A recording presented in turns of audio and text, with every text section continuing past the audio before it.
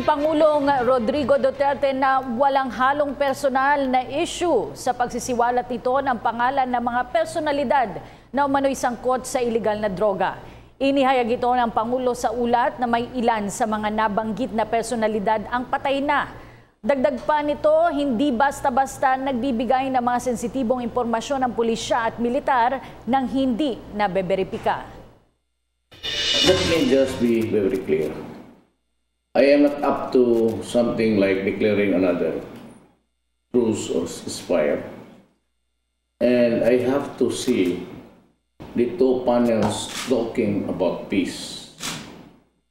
And maybe if they are willing, they want to address the ceasefire issue, they can go on.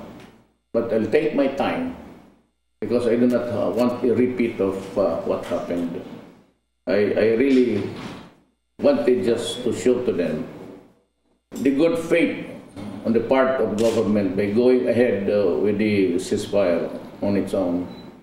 By ourselves, we decided that it would be good if we have the ceasefire. But then something went astray. And I would like to repeat my request. It is not an order, because I cannot order the Communist Party of the Philippines.